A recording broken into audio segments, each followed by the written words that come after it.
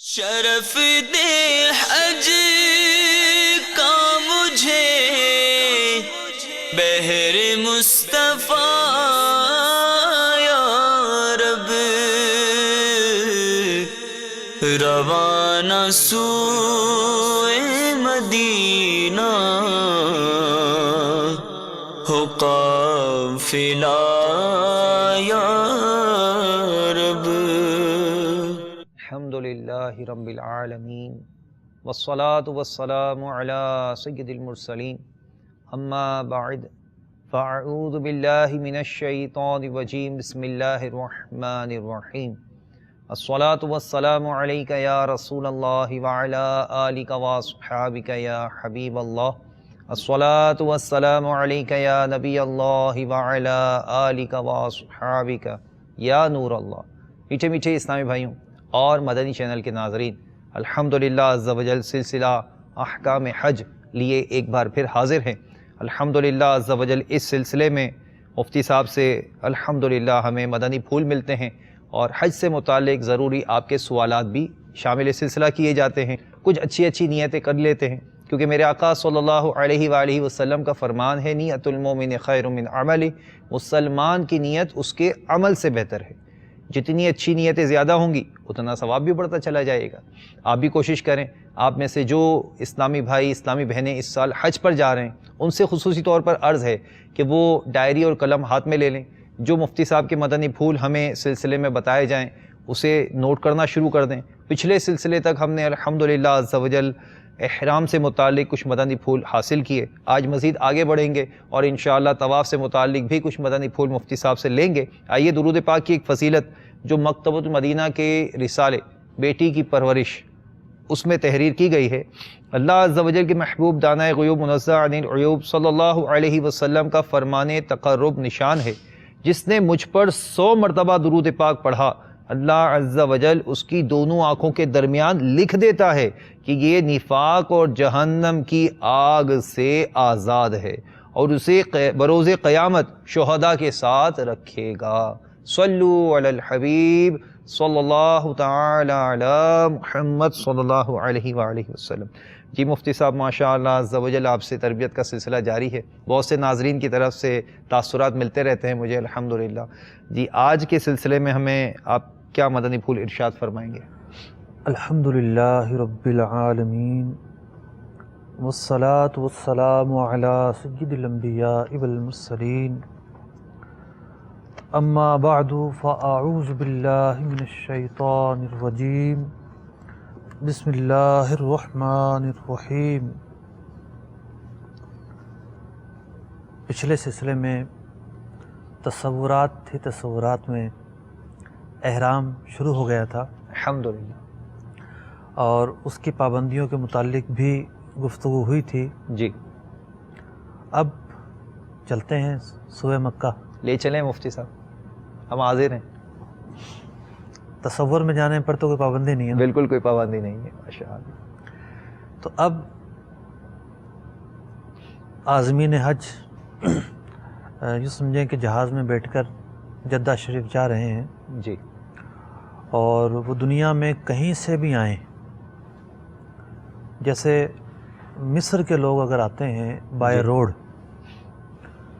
تو وہ تبوک کے راستے سے آتے ہیں، ٹھیک، اور رابغ جو مقام ہے جوفا، وہ ان کی میقات ہے۔ جوفا بھی کہلاتا ہے۔ جی جی طائف سے آنے والے قرن المنازل، یا آج کل اس کا کوئی اور نام ہے، قرن المنازل ہی آ رہے ہیں۔ جی، تو وہاں سے آئیں گے، مطلب بائی ایئر بھی جو بھی آئیں گے تو الگ الگ سمتوں میں انہیں بتا دیا جائے گا کہ میقات آنے والی ہے، جہاز میں رہنمائی کر دی جاتی جی ہے۔ جی جی لیکن اس پر ڈیپینڈ نہ کریں، پہلے سے ہی نیت کر لیں، ٹھیک، مطلب کم از کم جدہ آنے سے 1 گھنٹہ پہلے بائی ایئر والے نیت کر لیں تو زیادہ بہتر ہے۔ صحیح، اور 1 گھنٹے کی جو ٹائمنگ ہے وہ نوٹ کریں فلائی کرنے کے بعد سے۔ بعض اوقات یہ ہوتا ہے کہ ان شہر پر آ کر اسے اسٹے نہیں مل رہا ہوتا، مطلب اترنے کی جگہ نہیں مل رہی جہاز ہوتی، ہوا میں، وہ گھوم رہا ہوتا ہے، جی جی جی جی، تو وہ تو پہنچ چکا ہے جدہ میں، صحیح صحیح، میقات کے اندر داخل ہو چکا ہے، داخل جہاز ہو چکا ہے۔ جی جی جی، تو اب جدہ اتر جائیں، ٹھیک، جو بھی افاقی جا رہے ہیں وہ سارے احرام سے ہوں گے۔ اب پہلے تو یہ ہے کہ ایک آزمائشوں کا مرحلہ شروع ہوگا، بڑی بعض اوقات لمبی لائنیں ہو جاتی ہیں۔ صحیح۔ شروع میں ممکن ہے رش کم ہو، لیکن کیونکہ جدہ کا ایئرپورٹ ایک ایسا ایئرپورٹ ہے کہ دنیا بھر سے عازمین جو ہیں وہ لینڈ کر رہے ہوتے ہیں، بہت رش ہوتا ہے، اور مطلب کہ کوئی ڈانٹے، کوئی جھڑکے، کوئی سامان کی پریشانی ہو تو صبر کرنا پڑے گا۔ بالکل، آزمائش شروع ہو چکی ہے۔ صحیح، اس سفر کے اندر سب سے جو قیمتی سامان ہے وہ ہے تقوی۔ بے شک، مطلب قرآن کریم فرقان حمید نے سفر حج کا جو زیادہ راہ بیان کیا ہے وہ تقوی کو بیان کیا ہے، تو تقوی اور پرہیزگاری کا دامن ہاتھ سے نہیں چھوٹنا چاہیے۔ جیسے ہی قافلے باہر نکلیں گے تو باہر نکل کر پاکستانیوں کو الگ جو جدہ کا ایئرپورٹ ہے وہاں پر پاکستانی لوگ الگ جگہ پہ جا کر بیٹھتے ہیں، پاکستان مشن کے نام سے ایک انہوں نے قائم کیا انڈین ہوتا ہے، الگ جگہ پہ بیٹھتے جی، ہیں، بنگلہ دیشی الگ جگہ پہ بیٹھتے جی، ہیں، تو جہاز بھی اسی اعتبار سے رن وے پہ کھڑے ہوتے ہیں، اور اگر دور بھی کھڑے ہوں تو پھر بسیں وہیں لے کے جاتی ہیں قریب ترین، جی، تو سارے حجاج وہاں جمع ہو جائیں گے۔ تو پھر وہاں سے جس معلم نے آپ کے انتظامات کیے ہوں گے وہ معلم آپ کو لے گا، اپنی گاڑیوں کا ارینجمنٹ کرے گا، 4-5 گاڑیاں جو ہیں وہ بعض اوقات ایک ساتھ روانہ کی جاتی ہیں۔ بالکل، بہرحال اس میں ایئرپورٹ پر اترنے سے لے کر گاڑی میں بیٹھنے تک 3 سے 4 گھنٹے تو کہیں بھی نہیں گئے، صحیح، اور میں نے یہ دیکھا ہے جو لوگ 3-4 گھنٹے میں فارغ ہو جائے نا تو بڑے فخر سے بیان کر رہے ہوتے ہیں بہت جلدی ہم ہو گیا، 3-4 گھنٹے میں فارغ ہو گئے، جی بالکل، تو اس میں 6 گھنٹے بھی لگ سکتے ہیں، زیادہ بھی لگ سکتے ہیں، زیادہ بھی ہو سکتے ہیں، اس کے بعد اب ممکن ہو تو بلکہ جو ایئرپورٹ پر جدہ ایئرپورٹ پر جو واش روم وغیرہ بنے ہوئے ہیں بہت صاف ستھرے بنے ہوئے ہیں، جی جی، اور غسل خانے بھی بنے ہوئے ہیں، ممکن ہو کیونکہ ٹائم تو ہوتا ہے، نماز بھی پڑھ لیں، نماز کا ٹائم ہو تو غسل بھی کر لیں، صحیح، اس نیت سے غسل کر لیں کہ بس میں بیٹھنے کے بعد ہم براہ راست حرم شریف میں داخل ہو سبحان جائیں گے، اللہ، ماشاء اللہ، مکہ مکرمہ میں داخل ہو جائیں گے، تو مکہ مکرمہ کے آنے سے پہلے مطلب گاڑی والا کہیں اور تو روکے گا نہیں، بالکل، وہ تو براہ راست جا رہا ہے، یعنی مکہ کی حاضری کا اہتمام کریں، اہتمام کر لیں، ماشاء اور اس اللہ، کی تعظیم کی نیت سے، حرم جی کی بالکل، تعظیم کی نیت سے غسل بھی کر لیا جائے۔ سبحان اللہ، اچھا، ایک تو یہ ہے کہ ویسے ہی ایک مکہ مکرمہ عقیدت کا مرکز ہے، مقدس سرزمین ہے، بے شک، لیکن یہ پتہ ہونا چاہیے ہمارے ناظرین کو کہ مکہ مکرمہ حرم بھی ہے، یعنی شہر مکہ حرم ہے۔ حرم سے مراد یہ ہے کہ اللہ تبارک و تعالیٰ نے اس مقدس حصے کو ایک حرمت اور تعظیم کا مقام دیا ہے، ماشاء اللہ، اور بہت سارے احکام ایسے ہیں کہ جو دیگر جگہوں پر تو جائز ہیں لیکن یہاں جائز نہیں ہے، سرزمین مکہ پر جائز نہیں ہے، خواہ وہ احرام کی حالت میں ہو کوئی یا غیر احرام کی حالت میں ہو۔ یعنی دیکھیے، ایک نیکی کا ثواب 1,00,000 نیکی کے برابر، بے شک، ایک گناہ کا عذاب 1,00,000 گناہ کے برابر، اور پھر یہاں پر جو ہے وہ شکار منع ہے، یہاں پر جو ہے وہ قتال منع ہے، حرم کی سرزمین کے اور بہت سارے ایسے احکام ہیں کہ جو کہ غیر حرم کے احکام نہیں ہیں، صحیح، تو یہ ایک مقدس سرزمین ہے۔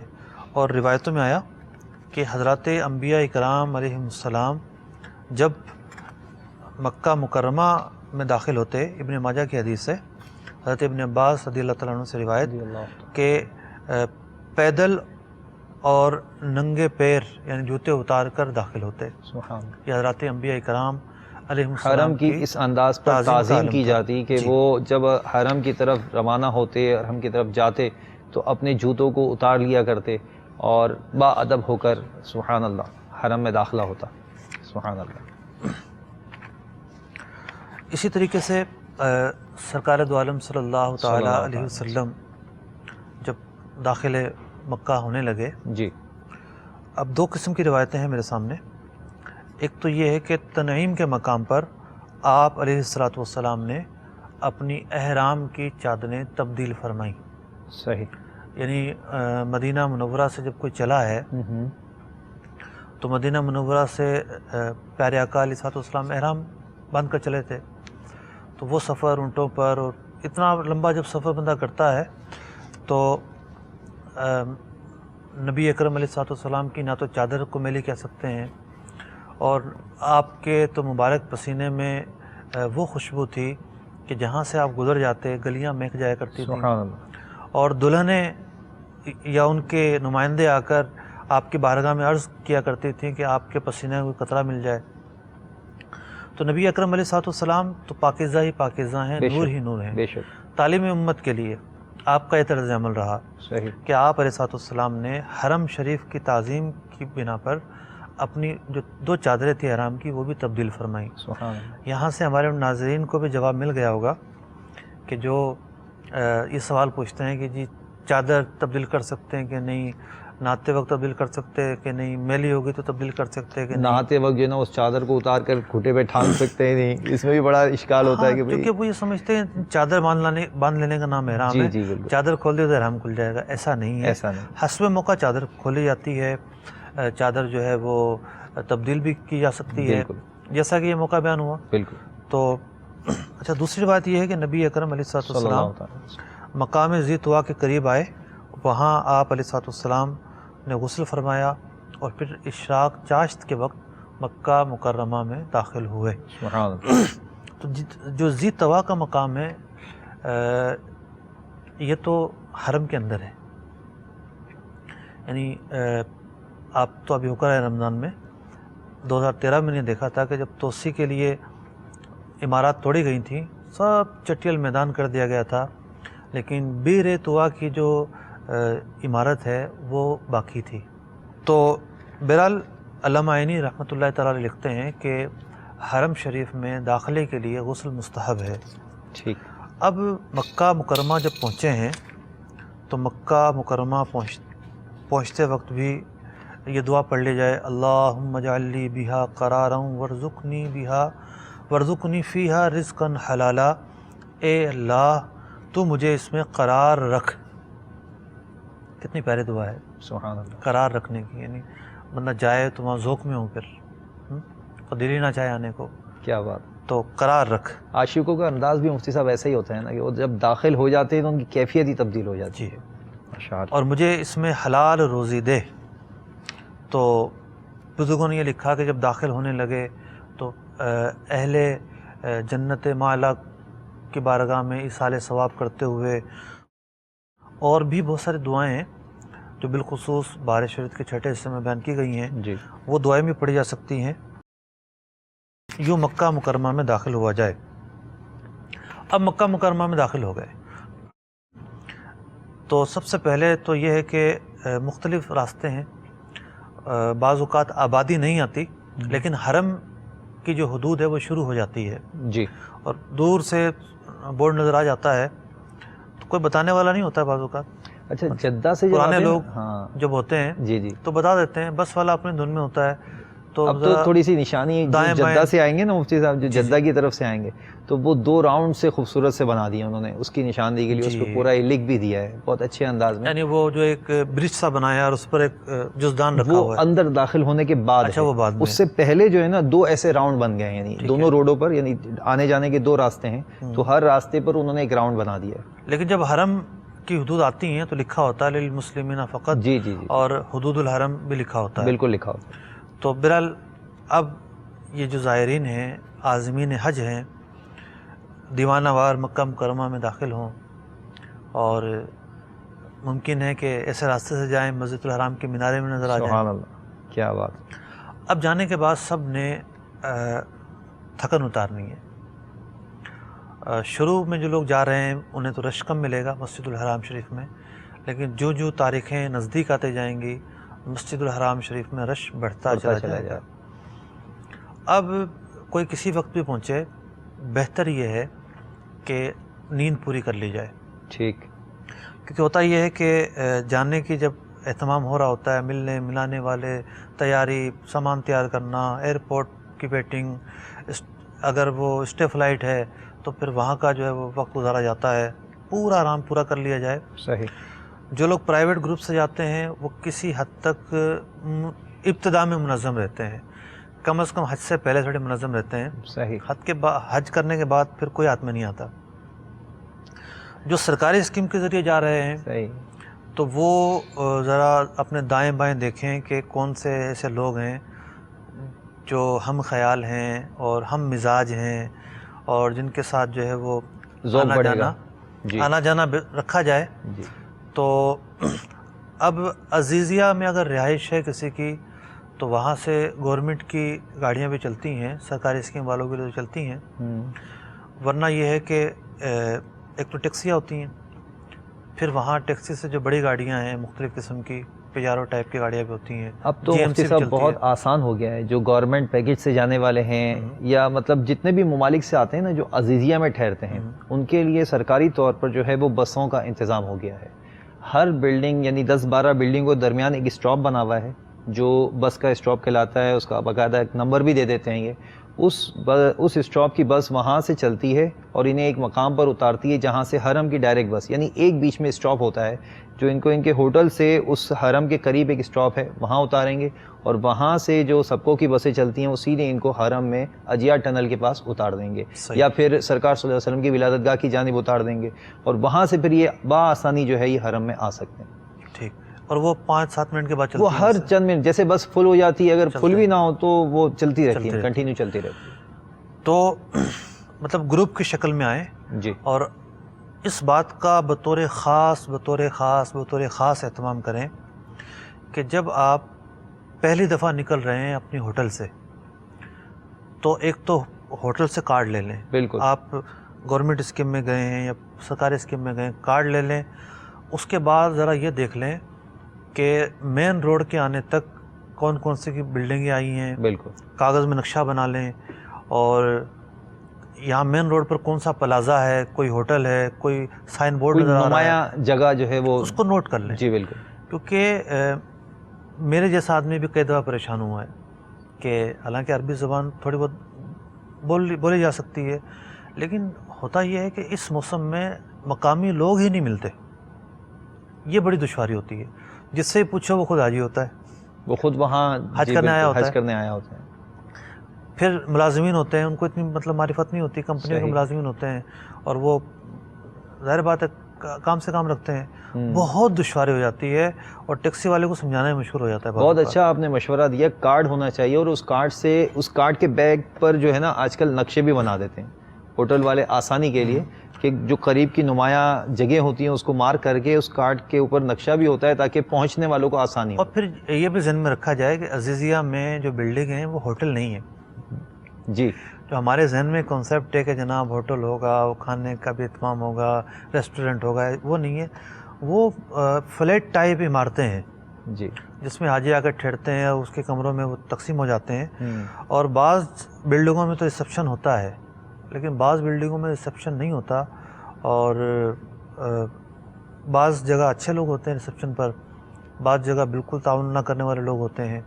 تو بہرحال آپ نے اپنا کام نکلوانا ہے. ٹھیک ہے. وہ خدمات دینے پر جو ہے نا وہ ان کی ذمہ داری ہے. تو اس ایڈریس وغیرہ خاص طور پر جو بوڑھے لوگ ہیں تو بوڑھے لوگ ضرور اس کا اہتمام کریں. ایک تو زبان نہیں آتی اور پھر جو ہے وہ نظر نہیں آتا، سننے کو کم جو ہے وہ ملتا ہے، بہت مشکلات میں گھر جاتے ہیں. اچھا ممکن ہو تو اس ہوٹل والے سے یہ درخواست کریں کہ آپ یہ ایڈریس لکھ رہے ہیں، جو پتہ لکھ رہے ہیں وہ کم از کم عربی اور انگریزی میں بھی لکھ دیں. صحیح. اب ملتا ہے عربی ڈرائیور، اب وہ اردو بول رہے ہیں جناب فلاں جگہ جانا ہے، اس کو پتہ ہی نہیں جناب، سمجھ ہی نہیں آ رہی کچھ. ٹھیک ہے. اچھا اس کو کچھ اگر سمجھنے میں غلطی لگ گئی اور مشرق کے بجائے مغرب میں لے گیا پھر ایک نیا طوفان کھڑا ہو جائے گا. عزیزیہ جنوبیہ، عزیزیہ شمالیہ. جی. وہ حضرت جو جانا چاہ رہے ہیں ان کی زبان سے عزیزیہ جنوبیہ نکل گیا، جانا عزیزیہ شمالیہ ہے تو وہ ادھر کے ادھر پہنچ جائیں گے. ایسا ہی صحیح فرما رہے ہیں. تو انگریزی میں یا عربی میں بھی لکھوا لے تاکہ ڈرائیور کو کارڈ دکھا دے. اس کو نہیں انگریزی پڑھنا آتی، اردو پڑھنا آتی تو وہ عربی پڑھ لے گا. ٹھیک. یہ بات بھی عرض کروں کہ ذرا گنتی کے بارے میں بھی دھیان دیا جائے. اچھا. ہوتا یہ ہے کہ ٹیکسی والا بولتا ہے 8 اور یہ سمجھتا ہے 9. بالکل. تو تمانیہ وہ لوگ 8 کو بولتے ہیں، ثانیہ جو ہے 2 کو بولتے ہیں. تو اب جب مسافر اترتے ہیں تو پھر ایک اختلاف ہو رہا ہوتا ہے، وہ کہتا ہے میں نے آپ کو اتنے بولا تھا، اور وہ کہتا ہے میں نے آپ کو اتنے بولا تھا. اب اتنی تیزی سے بول جاتے ہیں وہ الف اور میاں، اور وہ کچھ سمجھ نہیں آ رہا ہوتا. بالکل صحیح فرما رہے ہیں. تو یہ سب چیزیں وہ ہیں کہ جو تجربات ہیں اور آپ کو ان سے گزرنا پڑے گا. اچھا، اب اپنی رہائش گاہ سے نکل کر مسجد الحرام شریف جانا ہے. اس میں ایک بڑا ہی اہم نقطہ، جی، خاص طور پر جب پہلی دفعہ جانا ہے تو اپنی بے قراری کو تھوڑا سا سنبھال لیں تھوڑی دیر کے لیے. کیسے سنبھالے مفتی صاحب؟ اب وہاں تو بے قراری یہی کہ جتنا جلدی ہو سکے وہ میرا احرام کھلے. میں دوسری بے قراری کی بات کر رہا ہوں، بے چینی جسے کہتے ہیں نا، کہ وہ یہی ہوتا ہے کہ جلدی مسجد حرام جائیں، جلدی احرام کھلے، یعنی یہ جلدی مچی ہوتی ہے. بالکل اصل میں ایسا بھی ممکن ہو، جی، لیکن اصل بے قراری وہاں جا کر یہ ہوتی ہے کہ خانہ کعبہ کا دیدار کریں اور مسجد الحرام شریف میں داخل ہو جاؤں جا کے. تو آپ یوں سمجھیے کم از کم جو پہلی دفعہ جا رہے ہیں وہ ضرور اس کو اپنائیں. ٹھیک. اور اس کے علاوہ بھی اس کو اپنایا جا سکتا ہے کہ اگر تو آپ دن میں جا رہے ہیں تو صبح 9 بجے سے لے کر 11 بجے تک کا جو ٹائم ہے مسجد الحرام شریف میں بہت بیسٹ ٹائم ہے عمرہ کرنے کے لیے. یعنی اگر یہ لوگ رات کو پہنچ گئے تھے اور انہوں نے آرام بھی کر لیا، فجر پڑھ لی، فریش ہو گئے، 7 بجے نکل جائیں. 7 سے 11 کا ٹائم بہت بہت بہترین ٹائم ہے. الحمدللہ.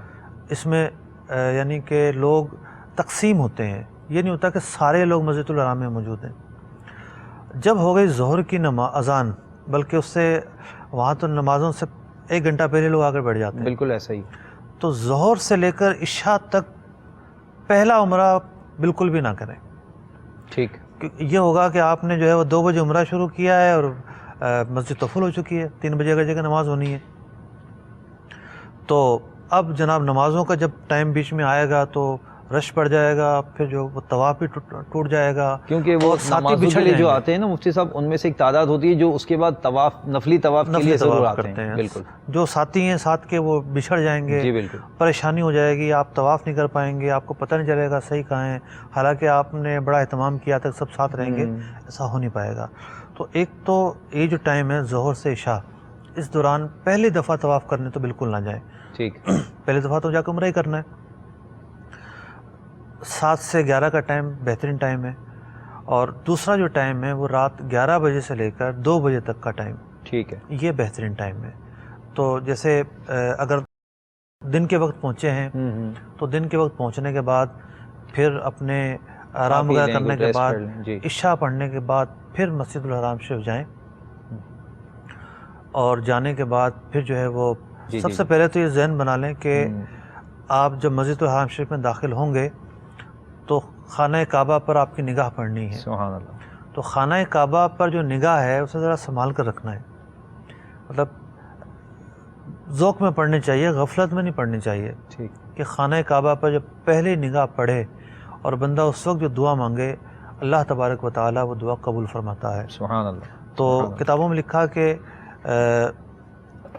جب خانہ کعبہ پر نظر پڑنے کا موقع آئے تو 3 مرتبہ جو ہے وہ لا الہ الا اللہ پڑھا جائے، اللہ اکبر پڑھا جائے، لا الہ الا اللہ اکبر پڑھا جائے، اور نبی اکرم علیہ الصلوۃ والسلام پر درود پاک پڑھا جائے، اور پھر جو دعا مانگ سکتا ہے وہ مانگے. ماشاءاللہ. اور حضرت مولا علی قاری رحمۃ اللہ تعالیٰ علیہ نے لکھا کہ داخلہ جنت کی دعا مانگ لے. امیر علیہ سنت رفیق الحرمین میں لکھتے ہیں یہ دعا مانگ لے کہ اے اللہ جب بھی کوئی جائز اور نیک دعا کروں تو اسے قبول فرما. تو مسجد یوں تو پہلے تو 100 دروازے سنتے تھے کہ 100 دروازے ہیں، اب تو بہت وسیع توسیع ہو گئی ہے، بہت ہی زیادہ توسیع ہو گئی ہے. پتہ نہیں کتنے دروازے ہوں. تو یوں راؤنڈ کے اندر جو ہے وہ احاطہ ہے مسجد شریف کا.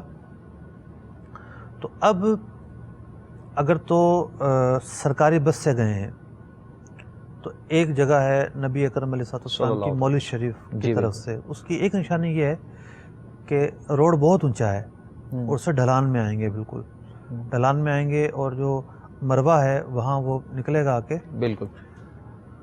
اور اگر اجیاد کی طرف سے آ رہے ہیں تو باب عزیز آئے گا. بہرحال دونوں طرف سے کسی سمت سے بھی آئیں، یوں تو کسی بھی دروازے سے داخل ہو سکتے ہیں، بے شک، لیکن باب السلام سے جانا مستحب ہے. سبحان کہ اللہ نبی اکرم علیہ الصلوۃ والسلام صلی اللہ علیہ جب مسجد الحرام تشریف لے گئے تو باب السلام سے آپ تشریف لے گئے. سبحان اللہ. اب موجودہ جو لوکیشن ہے مسجد الحرام کی توسیع ہونے کے بعد اس میں باب السلام کہاں ہے؟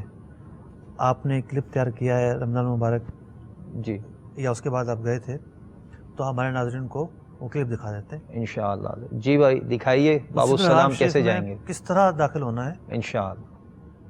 تو یہ سامنے آپ کو نظر آئے گی عمارت پوری نظر آ رہی ہے، صفا مروہ ہے، اور یہیں سے یہ ایلیویٹرز لگے ہوئے ہیں.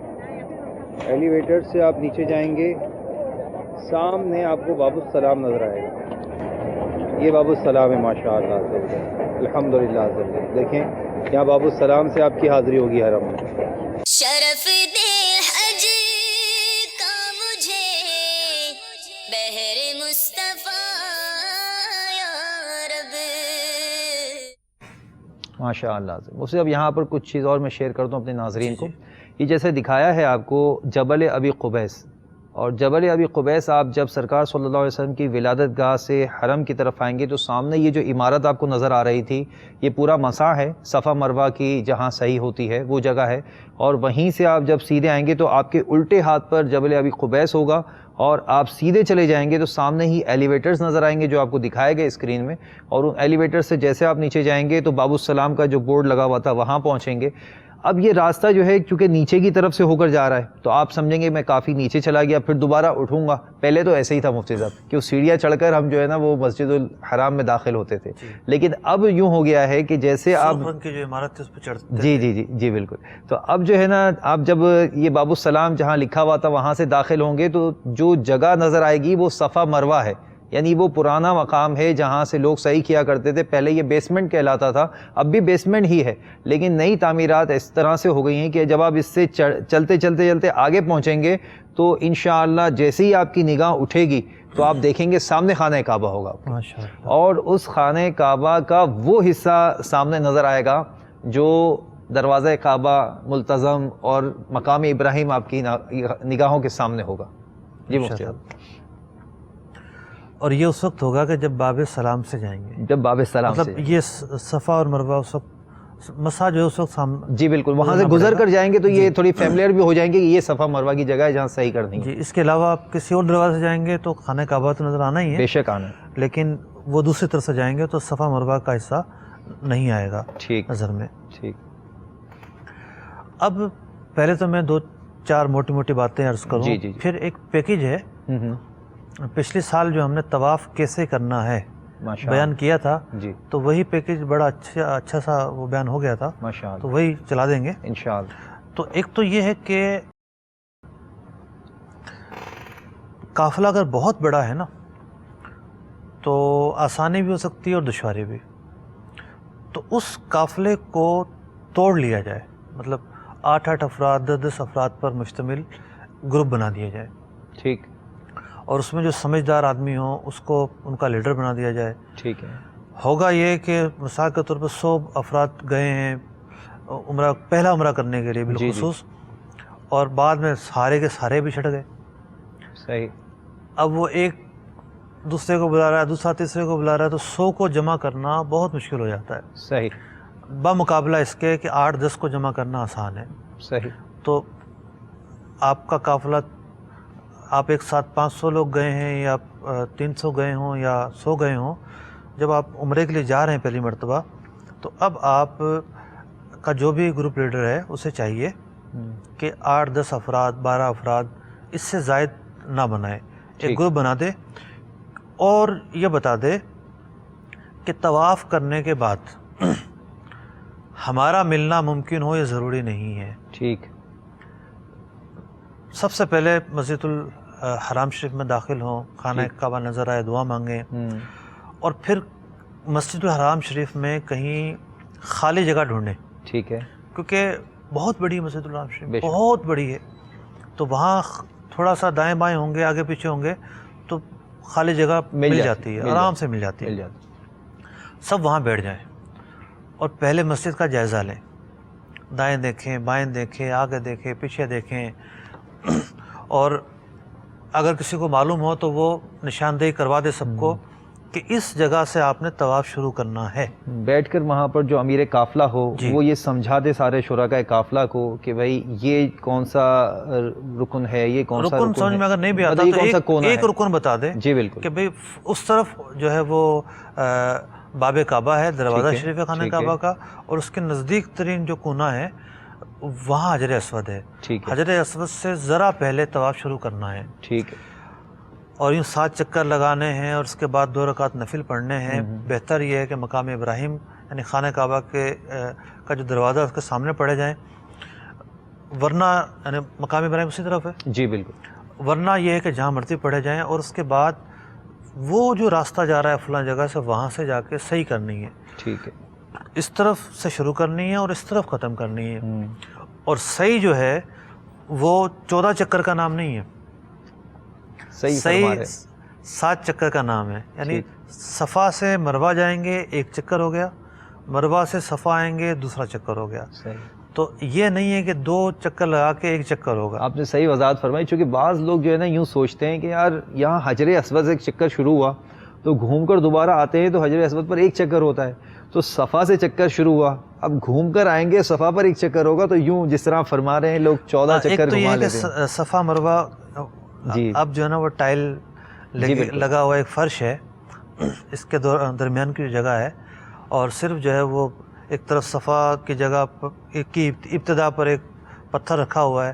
اب اللہ بہتر جانتا ہے آرٹیفیشل پتھر ہے یا واقعی کسی پہاڑ کا پتھر ہے یا اسی صفا یا مروہ اسی کو انہوں نے کوٹڈ کیا ہوا ہے کہتے یہی جس کا وہ پتھر ہے، واللہ عالم بالصواب. لیکن اس کے علاوہ جو ہے بالکل ماربل لگا ہوا فرش ہے، اور 2 سے بلکہ اگر بیسمنٹ کو ملائیں تو 4 منزلیں بن جاتی ہیں. بیسمنٹ ہے، گراؤنڈ فلور ہے، فرسٹ ہے، سیکنڈ ہے، تھرڈ ہے، شاید چھت بھی ہے. چھت بھی ہے. تو کہیں سے بھی جو ہے وہ صحیح کریں گے صحیح ہو جائے گی. ٹھیک ہے. سب سے بہتر یہ ہے کہ جو بیسمنٹ ہے پہلے تو اس کا ڈھونڈنا بہت مشکل ہوتا تھا، اب تو بڑی واضح ہو گئی، بہت آسان ہو گیا. آپ کہہ رہے ہیں کہ جیسے نکلیں گے بیسمنٹ کی طرف جائیں گے. بالکل، وہ دکھائیں گے ہم ناظرین کو جب آپ صحیح کرانے لے جائیں گے ہمیں، تو وہ بھی دکھائیں گے انشاءاللہ. تو پہلے جو ہے وہ بیٹھ کر سب نشاندہی کر لیں. ٹھیک ہے. یہ فلاں جگہ اور یہ فلاں جگہ. اور طواف کے بعد ملنا بہت مشکل ہو جاتا ہے، کیونکہ ہوتا یہ ہے کہ طواف کا اختتام ہوتا ہے حجر اسود پر، اور طواف کی ابتدا بھی وہیں سے ہوتی ہے. بالکل. تو حجر اسود کی جگہ پر اور آگے پیچھے بے انتہا رش ہوتا ہے. بالکل ایسا ہی. اور پھر لوگ جا رہے ہوتے ہیں مقام ابراہیم کی طرف، وہاں بھی بے انتہا رش ہوتا ہے. بالکل. تو وہاں تو 5-10 سے زیادہ کا ٹولہ چل نہیں سکتا آگے. تو اب مختلف پوائنٹ بنا لیں کہ بھئی جو طواف سے فارغ ہو گیا صحیح کے لیے چلا جائے، سب جو ہے وہ صفا پہ مل لیں گے. جو پہلے پہنچ جائے وہ شروع کر دے پہلے. ٹھیک. صفا پر جا کے پھر ملنا آسان ہوتا ہے کیونکہ آ رہے جا رہے ہوتے ہیں. جی بالکل. لیکن یہ ہوا کہ یہ بیسمنٹ میں چلے گئے اور دوسرے گراؤنڈ پہ چلے گئے اور تیسرے اوپر، تو کوئی مسئلہ نہیں، صحیح مکمل کر لیں. ٹھیک ہے. باہر کی کوئی جگہ رکھ دیں کہ بھئی فلاں گیٹ پر سب کو ملنا ہے، اس کے سامنے جو جگہ ہے صحن ہے وہاں بیٹھے ہوں. تو نمازوں کے اوقات نہیں ہوں گے تو ملنا بھی آسان ہوگا. نمازوں کے اوقات شروع ہونے کے بعد تو ماحول ہی چینج ہو جاتا ہے. بالکل چینج ہو جاتا ہے. ڈھونڈنا بھی مشکل ہو جاتا ہے، ملنا، اور پھر بعض اوقات وہ جگہ کی کیفیت ایسی ہوتی ہے پھر یہ اٹھا بھی دیا جاتا ہے بعض جی اوقات. بالکل اٹھا دیا ہوتی ہیں، پھر خواتین ساتھ ہوتی ہیں، بہت زیادہ آزمائش ہو جاتی ہے. تو اسی لیے عرض کیا کہ نمازوں کے اوقات نہ ہوں جب آپ پہلا عمرہ کر رہے ہوں تو. ٹھیک. اب پھر یہ ہے کہ اس کے بعد حلق یا تقصیر کروانا نہ بھولیں. یعنی عمرے کے یوں سمجھے کہ 4 ہی حصے ہیں. بے شک. سب سے پہلے احرام باندھنا ہے. ٹھیک ہے. پھر طواف کرنا ہے. صحیح.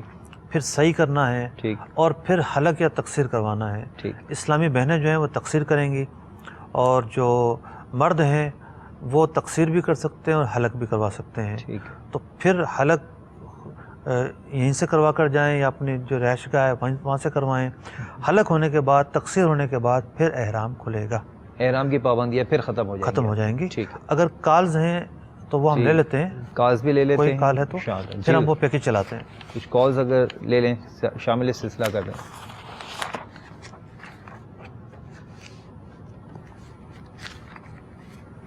صلو علی الحبیب صلی اللہ تعالی علیہ وسلم. جی. میرا نام ندیم ہے، میں لاہور سے بول رہا ہوں. میں نے مفتی صاحب سے یہ سوال کرنا تھا کہ حج قران والا جو ہے طواف قدوم کے بعد جب کوئی بھی نفلی طواف کرے گا، کیا اس کے بعد کیونکہ وہ احرام کی حالت میں ہوگا، کیا وہ صحیح بھی کرے گا اس میں؟ کیا اس کی صحیح ضروری ہوگی نفلی طواف میں؟ طواف قدوم کے بعد صحیح بھی کرے گا یا نہیں کرے گا، یہ سوال ہے اصل ان کا۔ جی اگلی کال کیجیے۔ رفیق حرمین صفحہ 287 پر ہے، عمرہ فاسد ہو گیا، عمرہ پھر سے کرے۔ اس زمان میں یہ عرض ہے کہ اس دوبارہ کے لیے کیا دوبارہ نیت اور لبیک کہنا ہوگا نیا عمرہ کرنے کے لیے، اور کیا وہ حدود حرم ہی میں رہے گا یا اسے تنعیم جانا پڑے گا؟ ٹھیک ہے، عمرہ دوبارہ کریں تو دوبارہ عمرے سے کیا مراد ہے کہ طواف دوبارہ کریں یا سعی دوبارہ کریں یا پھر پورے ہی نیت جا کر دوبارہ کر آئیں؟ ان کا سوال اس طرح سے۔ اگلی کال لیجیے۔ محمد ریاض الطارق سعودی عرب نجران سے بولتا ہوں۔ بعض لوگ کہتے ہیں کہ صرف عمرہ زیارت کا نام ہے اور مکے سے زیارت کر کے واپس آ جائیں تو عمرہ ہو جاتا ہے، اور دوسری بڑا حج صرف 10 دن کے لیے آخری ایام میں ہوتا ہے، کیا ایسا کرنا درست ہے یا غلط ہے؟ ان کا کہنا یہ ہے کہ صرف زیارت کر کے آ جائیں وہ عمرہ ہو جاتا ہے، کیا ایسا ہے؟ اور 10 دن جو ہے وہ حج ہوتا ہے۔ یہ 3 سوالات ہیں مفتی صاحب۔ ایک تو سب سے پہلے طواف والا، طواف قدوم۔ پہلے تو میں اپنے ناظرین کو طواف کی کچھ اقسام بیان کر دوں۔ ٹھیک ہے۔ اس سوال سے مجھے یاد آیا کہ یہ اقسام بیان کرنی تھی۔ ٹھیک ہے۔ طواف کی کئی اقسام ہیں، اور یہ بھی بیان کر دوں کہ طواف خانہ کعبہ کے گرد چکر لگانے کو کہتے ہیں۔ ٹھیک۔ اور جس طرح نماز ہوتی ہے نا، 2 رکعت سے کم کوئی بھی نماز نہیں ہے، 2 سے زیادہ ہیں۔ جی۔ تو جب یہ کہا جاتا ہے طواف کرنا ہے یا طواف، تو اس کا مطلب ہوتا ہے 7 پھیرے لگانا۔ ٹھیک۔ 7 پھیرے لگانے کا نام طواف ہے، ایک پھیرے کو طواف نہیں کہتے۔ طواف وہ عبادت ہے جو 7 پھیروں کے بعد مکمل ہوتی ہے۔ ٹھیک۔ اگرچہ کہ اکثر پھیرے کر لیے جائیں تو بعض صورتوں میں رکن ساقط ہو جاتا ہے، لیکن جو عبادت کی تکمیلی صورت ہے وہ میں نے عرض کی ہے۔ ٹھیک ہے۔ تو طواف کی کئی اقسام ہیں۔ ایک ہے طواف قدوم، یعنی ہم نے پہلے سلسلے میں عرض کیا تھا کہ حج کی 3 اقسام ہیں، حج افراد ہے، حج تمتع ہے اور حج قران ہے۔ تو جو حاجی حج افراد کر رہے ہوں گے، حج قران کر رہے ہوں گے، ان پر لازم مطلب سنت موقدہ ہے ان کے لیے کہ وہ جب جائیں گے تو جا کر پہلے طواف قدوم کریں گے۔ ٹھیک۔ اور یہ جا کر جو بھی طواف کریں گے وہ قدوم ہی کہلائے گا، یعنی جا کر جو بھی پہلا طواف ہوگا طواف قدوم طواف قدوم ہوگا۔ ٹھیک ہے۔ اب چونکہ جو وہ ہے قران کرنے والا، تو اس نے تمتع والے کی طرح عمرہ بھی کرنا ہوگا، لیکن اس عمرے کے بعد صحیح کرنے کے بعد وہ احرام نہیں کھولے گا۔ ٹھیک۔ احرام کی پابندیاں بدستور رہیں گی۔ ٹھیک ہے۔ تو صحیح جو ہے وہ اس کے بغیر تو عمرہ مکمل نہیں ہوگا، تو صحیح تو اسے لازمی طور پر کرنی ہی ہے۔ ٹھیک ہے۔ تو یہ تو ان کے سوال کا جواب آ گیا کہ وہ صحیح کرے گا یا نہیں، یہی سوال تھا ان کا۔ جی یہی ہے کہ وہ صحیح کرے گا طواف قدوم والا، قارن کے لیے خاص انہوں نے سوال کیا ہے۔ تو وہ امیر سنت نے بلکہ وہ چاہے تو ایک اور بھی صحیح کر سکتا ہے۔ جی۔ یعنی ایک حج کی جو صحیح ہوتی ہے، جی جی، یہ چاہے تو وہ صحیح بھی کر سکتا ہے، وہ بعد میں بھی کر سکتا ہے، اسی دن کرنا ضروری نہیں ہے۔ ٹھیک۔ اور وہ نہ بھی کرے، احرام کھولنے کے بعد عام کپڑوں میں جب طواف زیارت کرے گا اس وقت بھی یہ صحیح کر سکتا ہے۔ کچھ بیان کرنا چاہ رہے ہیں؟ اس میں یہ چاہ رہا تھا کہ یہ بھی ایک تھوڑی وضاحت ہو جائے کہ بعض لوگ جو ہے نا اس میں یہ کہتے ہیں کہ اگر کسی نے طواف قدوم نہیں کیا تو دم واجب ہوگا یا کیا ہوگا، تو اس کے حکم میں امیر سنت نے صفحہ نمبر 137 پہ اگر آپ توجہ دلا دیں، بیان کر دیں، جو لکھا ہے امیر سنت نے اس طرح سے کہ قارن اس کے بعد یعنی جو ایک طواف کر لیا، طواف قدوم کی نیت سے مزید ایک طواف وہ صحیح کر لے۔ طواف قدوم قارن و مفرد دونوں کے لیے سنت موقدہ ہے، اگر ترک کیا تو برا کیا، مگر دم وغیرہ واجب نہیں۔ تو یہ میں توجہ دلانا چاہ رہا تھا کہ اس پر دم وغیرہ واجب نہیں ہے، لیکن یہ برا کیا اگر ایسا کیا، سنت موقدہ ہے۔ سنت موقدہ کا برا ہے لازمی طور پر۔ تو ایک تو طواف کی قسم ہے جس کا نام ہے طواف قدوم، ٹھیک، اور یہ صرف اور صرف حج افراد اور حج قران کرنے والے کرتے ہیں۔ ٹھیک۔ دوسرا طواف ہے طواف زیارت، اسے طواف افادہ بھی کہتے ہیں۔ تو جو طواف زیارت ہے وہ حج کا دوسرا بڑا فرض ہے، اس کے بغیر حج مکمل ہی نہیں ہوتا۔ ٹھیک، جب میدان عرفات سے آ جائیں گے، پہلا رکن عرفات میں جانا، وقوف عرفہ، وقوف عرفہ، جی، اور دوسرا ہے طواف زیارت۔ تو طواف جو زیارت ہے 10 ذوالحجہ کو صبح صادق کے وقت سے لے کر 12 تاریخ کو غروب سے پہلے پہلے کرنا ہوتا ہے۔ تو یہ وہ طواف ہے جو عام کپڑوں میں ہوتا ہے، احرام کی حالت میں نہیں ہوتا۔ ہاں اگر کسی نے احرام کھولا ہی نہیں تھا، ٹھیک ہے، تب بھی یہ ہو سکتا ہے۔ یہ اس صورت میں ہو سکتا ہے مفتی صاحب تھوڑا سا وضاحت بھی فرما دیجیے، جیسے مثال کے طور پر کسی کی قربانی نہیں ہوئی، جی، کسی سبب سے بھی قربانی نہیں ہوئی اور وہ مکہ قربانی شریف کا انتظار کرے گا، تو اب وہ مکہ شریف آ کر اپنا طواف زیارت کر لے۔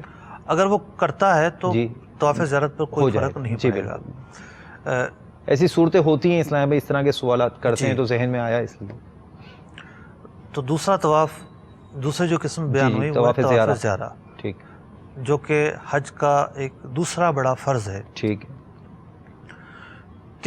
اور اس کے تو بہت زیادہ مسائل ہیں، یعنی اس میں کوئی غفلت نہ برتی جائے۔ ٹھیک ہے، اور طواف زیارت کسی نے نہیں کیا تو احرام اتر گیا ہے، لیکن بیویاں حلال نہیں ہوں گی، بیویوں کے لیے شوہر حلال نہیں ہوں گے، اور اس کا کوئی بدل بھی نہیں ہے۔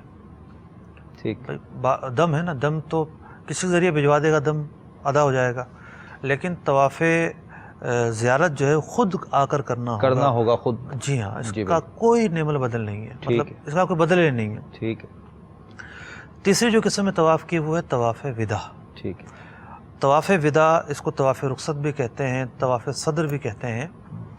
جو حاجی آفاق سے آئے ہوتے ہیں، خواہ مدینہ منورہ سے آئے ہوں، آفاقی حاجی ہوں، میقات سے باہر سے آئے ہوں، تو عمرہ کرنے آئے ہیں، ان کے لیے نہیں ہے، یہ صرف حج والوں کے لیے ہے۔ ٹھیک ہے، کہ جو حاجی حج کرنے آئے ہیں اور وہ آفاق سے آئے ہیں تو وہ طواف زیارہ کرنے کے بعد طواف وداع کریں گے۔ اس میں کوئی سا بھی طواف کریں؟ میں نے عرض کیا جی، طواف زیارہ کرنے کے بعد ایک طواف کرنا ضروری ہے، اس طواف کا نام ہے طواف وداع۔ ٹھیک ہے، اب بہت سارے لوگ کیا کرتے ہیں، بس جاری ہوتی ہے ٹھہرنا بھی ذرا، بس 15 منٹ رکیے گا، میں طواف وداع کر آ رہا ہوں۔ تو اس کا تعلق جو ہے اس سے نہیں ہے کہ آپ کا سب سے جو آخری طواف ہوگا وہ وداع کہلائے گا، ٹھیک ہے، بلکہ طواف زیارہ کے بعد کوئی بھی طواف کیا تو وہ جو ایک فریضہ ہے وہ ادا ہو جائے گا۔ ٹھیک، دوسرا یعنی چوتھا نمبر جو طواف ہے وہ ہے طواف عمرہ۔ یہ طواف فرض ہے، یعنی عمرے کا ایک بنیادی رکن ہے۔ ٹھیک، تو جو حاجی حج قران کر رہے ہیں ان کو یہ طواف لازمی طور پر کرنا ہے۔ جو حاجی حج تمتع کر رہے ہیں، عمرہ کرنے کے لیے جب وہ جائیں گے تو یہ طواف انہیں لازمی طور پر کرنا ہے۔ پھر جس طرح نماز ہے، نماز کے مسائل ہیں، نماز کے طہارت کے مسائل ہیں، نماز کے ستر کے مسائل ہیں، نماز کی رکعتوں کے مسائل ہیں، تو طواف ایک بڑی ہی بنیادی عبادت ہے۔ ٹھیک، اور اس بہت ساری باتوں میں تو یہ نماز کی طرح ہے، بلکہ بعض روایتوں میں تو یہ بیان ہوا کہ طواف نماز کی طرح ہے، سوائے اس کے کہ اس میں گفتگو کی اجازت ہے۔ ٹھیک، تو یہ ایک پوری عبادت ہے۔ بہتر یہ ہے کہ طواف کے کیا احکام ہیں وہ رفیق الحرمین کے آخر میں سوال جواب ہیں، وہاں سے پڑھ لیے جائیں، اور اس کے علاوہ جو ہے وہ بہار شریعت میں بھی تفصیل سے بیان ہوئے ہیں، وہاں سے پڑھے جا سکتے ہیں۔ ٹھیک ہے، پھر جو ایک اور طواف ہے، 5واں نمبر طواف، وہ ہے نفلی طواف، جو عام طور سے جس میں رمل نہیں ہے، جس میں جو ہے وہ استوا نہیں ہے، احرام نہیں ہے، عام لباس میں، یعنی مسجد الحرام شریف میں سب سے افضل جو عبادت ہے وہ طواف کرنا ہے۔ سبحان اللہ، یہ کہیں اور نہیں مل سکتی، کہیں اور نہیں مل سکتا۔ یہ خانہ کعبہ کے گرد جب گھومنا ہی موقع ہے۔ ملے حجر اسود سے شروع کریں اور حجر اسود پر 7واں چکر ختم کریں، استلام کرنے کے بعد 2 رکعت نوافل پڑھیں۔ جی، 2 رکعت واجب الطواف۔ نوافل کی اصطلاح کتابوں میں بھی لکھی ہوتی ہے، اردو کتابوں میں جی، رائج بھی ہوتی ہے، یہ واجب ہے۔ ٹھیک ہے، طواف کے بعد جو 2 رکعت پڑھی جاتی ہیں یہ واجب ہیں، لیکن اس میں یہ ہے کہ فوری ادا کرنا ضروری نہیں ہے. اگر رش ہے اور نہیں ایسا ہو رہا ہے یا کوئی مکروہ مکروہ وقت ہے تو بعد میں پڑھی جا سکتی ہے. مقام ابراہیم کے سامنے پڑھنا بھی ضروری نہیں ہے. مسجد شریف میں کہیں بھی پڑھی جا سکتی ہے. صحیح. پھر جو چھٹی قسم جو طواف کی ہو سکتی ہے وہ طواف نظر ہے. کوئی منت مان لے تو یہ طواف کی اقسام ہے. اب طواف کرنا کیسے ہے یہ ہے بڑی ہی اہم بات, اور اس کے لیے ہمارا جو ہے وہ پیکیج تیار ہوگا. تو ہمارے ناظرین کو پیکیج دکھا دیں. چلیں جی, مدنی گلدستہ دکھائیں ہمارے ناظرین کو کہ طواف کس طرح کرنا ہے. اب ابتدا کرنی ہے طواف کی. یہ ایک اوپر کا منظر ہے, یعنی آپ اس ویل چیئر کی جگہ سے طواف کر رہے ہوں یا مسجد الحرام کی جو چھت ہے وہاں سے طواف کر رہے ہوں. یعنی آخری دنوں میں تو یہ ہوتا ہے, خاص طور پہ 7-8 تاریخ کو یا طواف زیارت کے وقت لوگ مسجد الحرام شریف کی چھت سے بھی طواف کر رہے ہوتے ہیں.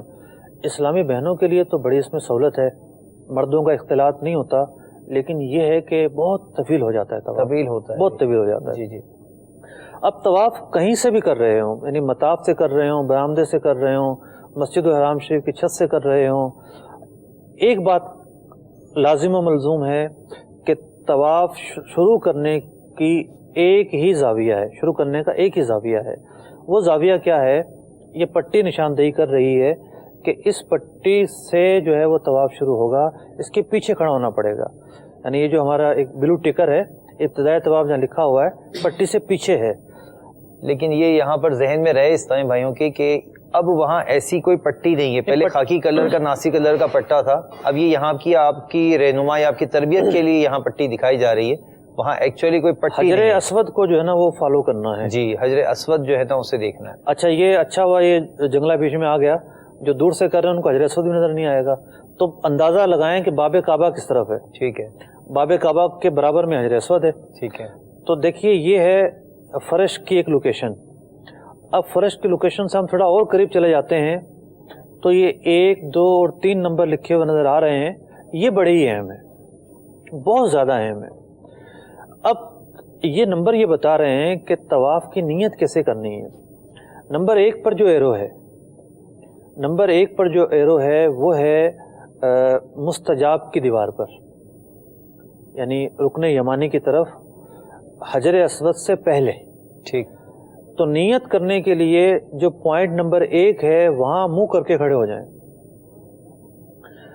طواف کے لیے نیت ضروری ہے, نیت فرض ہے, نیت کے بغیر طواف شروع نہیں ہوگا. حجر اسود سے پہلے نیت کرنی ہے, یہ ہم سمجھ لیں. حجر اسود سے پہلے نیت کرنا. حجر اسود وہ جو سیدھ میں آنے سے پہلے خانہ کعبہ کی دیوار ہے اس طرف رک کر کے کھڑے ہو جائیں. ٹھیک ہے. اچھا, رش بہت رش ہوگا, یہ کھڑے ہونے کا موقع مشکل سے ملتا ہے. بہرحال نیت ضرور کرنی ہے. ٹھیک. اور اس حجر اسود سے پہلے نیت کرنی ہے. حجر اسود کے سامنے آنا تو طواف کا ایک حصہ ہے, وہاں سے تو طواف شروع ہو جاتا ہے. استلام کر کے پھر وہاں سے شروع. استلام طواف کا حصہ ہے. بالکل. اس سے پہلے نیت کرنی ہے. مثال کے طور پر کوئی چلا ہوا آ رہا ہے اور رش اتنا ہے کہ ایک لمحے بھی نہیں ٹھہر سکتا, تو وہیں سے نیت کر لے کہ میں یہاں پہنچ کر جو ہے ابھی طواف استلام کروں گا اور حجر اسود کے سامنے جا کر میں ہاتھ اٹھاؤں گا, تو میرا وہ ہاتھ اٹھانا طواف ہوگا میرا.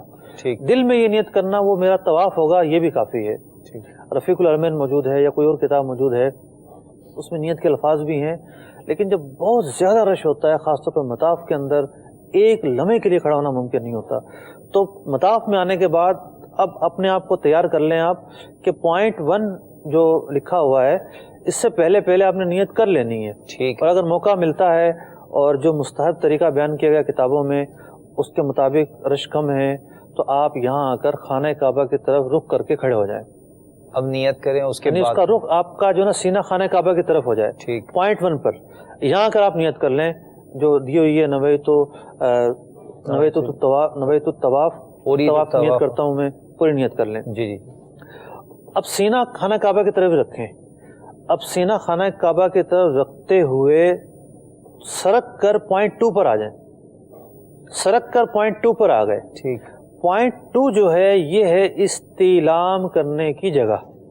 ٹھیک. یعنی حجر اسود، حجر اسود کا بالکل یہ اسٹریٹ ہے، یعنی آپ کا رخ بالکل حجر اسود کے سامنے ماشاءاللہ. ہو گیا. اسپیشلی آپ نے اس کو سبز کلر دیا، اور یہاں ایک سبز کلر میں مجھے یہ بات بھی یاد آ گئی کہ جو اس کا رخ کرتا ہے تو پیچھے انہوں نے ڈائریکشن کے لیے جو ہے وہ سبز ٹیوب لائٹیں بھی لگائی ہوئی ہیں، سارے فلورز پر لگی ہوئی ہیں سبز ٹیوب لائٹیں. اور اب تو یہ نیا جو انہوں نے وہ بنایا ہے ویل چیئر والوں کے لیے جگہ، اس کے اوپر بھی انہوں نے ایک ٹیوب لائٹ لگا دی ہے، سبز ٹیوب لائٹ لگا دی ہے. تو آپ کی سبز ٹیوب لائٹ جو ہے وہ پیچھے رکھیں اور سامنے حجر اسود کا استلام کریں. ماشاءاللہ. تو پوائنٹ 2 پر آپ آ گئے جی. اب پوائنٹ 2 پر آنے کے بعد آپشن ہے آپ کے پاس 3 سے 4. پہلا آپشن یہ ہے کہ آپ کو ایسا موقع مل جائے کہ رشی نہ ہو، اسلامی بہنیں نہ ہوں. یعنی رش ہونا اور چیز ہے، یہاں تو عالم یہ ہوتا ہے کہ بھیڑ کے اندر، یعنی زندگی میں بھیڑ دیکھی ہی نہیں ہوگی، ایسی سنی ہی نہیں ہوگی، کبھی اندازہ ہی نہیں ہوگا، ایسی بھیڑ کہ لوگوں کو اٹھا اٹھا کر پھینکا جا رہا ہوگا.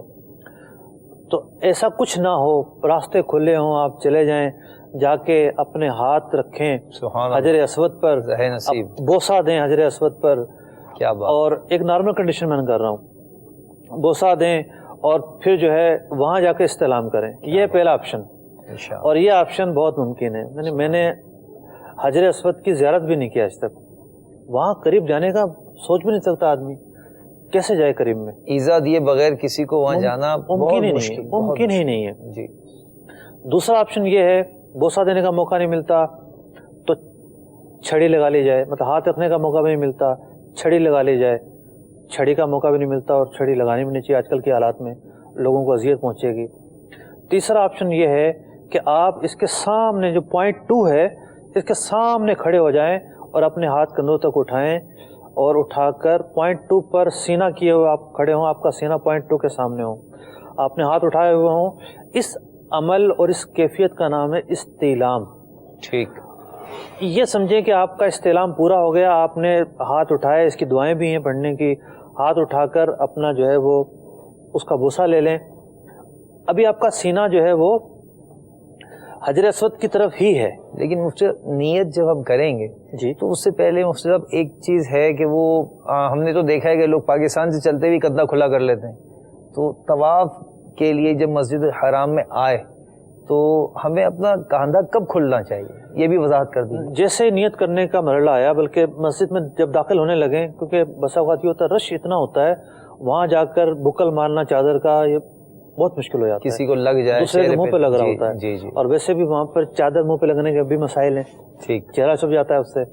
تو جیسے مسجد میں داخل ہونے لگے تو بھول نہ جائیں. تو مسجد میں جیسے ہی آپ عمرہ کرنے کے لیے اترے ہیں، جہاں آپ نے خانہ کعبہ کے لیے دعا کی تو وہیں پر اپنے آپ کو ریڈی کر لیں، استوا کر لیں. استوا کیا ہے؟ جو سیدھا کندھا ہے یہ خالی رکھنا ہے، اس کے نیچے سے چادر گزارنی ہے. اس عمل کو استوا کہتے ہیں. 7 چکر استوا کرنا ہے، یعنی کہ صرف 3 چکر ہے. جیسے ہی طواف پورا ہوا آپ دوبارہ جو ہے نارمل کنڈیشن میں آ جائیں، چونکہ آپ نے نماز بھی پڑھنی ہے اس کے بعد. صحیح. تو اب پوائنٹ 2 پر ہم تھے، ہماری اسکرین پر پوائنٹ 2 پر رخ کیے ہوئے کھڑے ہوئے تھے اور استعلام کر لیا، ہاتھوں کو اٹھا کر استعلام کر لیا، اور رخ جو ہے وہ خانہ کعبہ کی طرف ہے.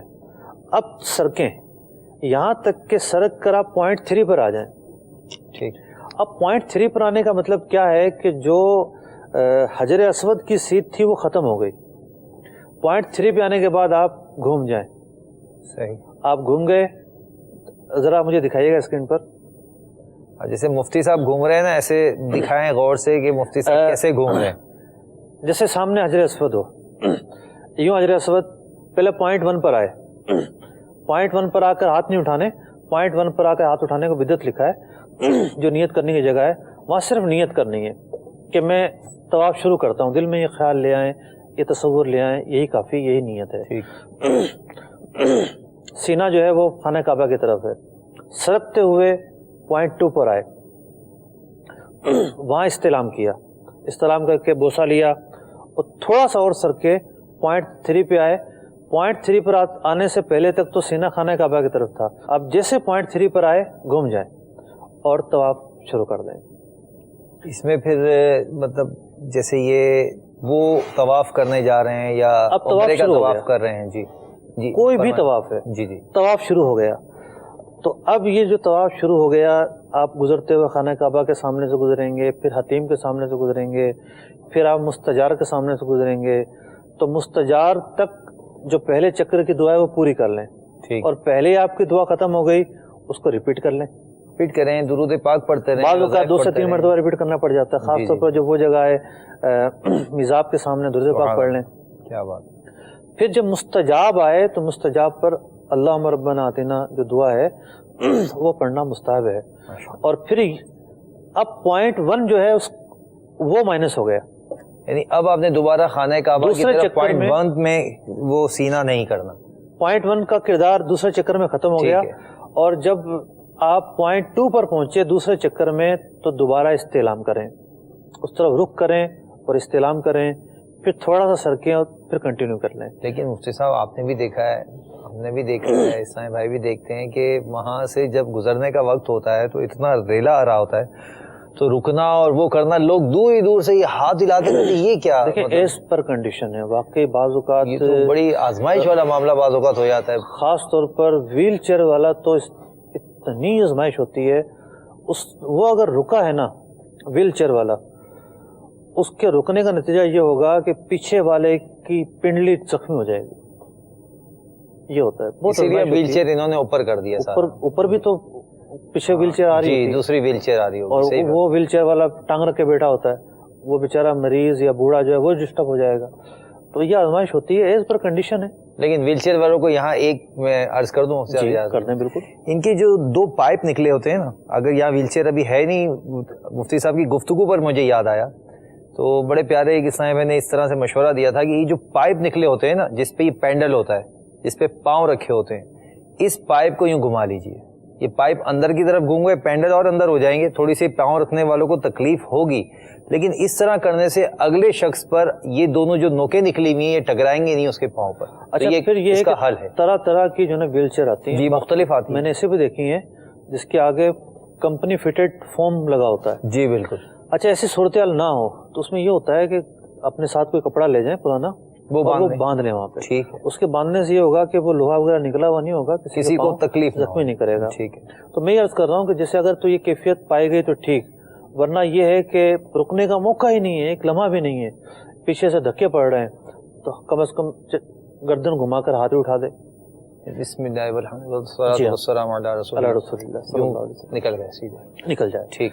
تو یوں جو ہے جب یہ 7 چکر پورے کر کے اسی پوائنٹ 2 پر پہنچے گا تو اب دوبارہ استعلام کرے، تو یوں چکر 7 ہوں گے، استعلام 8 ہو جائیں گے۔ ٹھیک ہے۔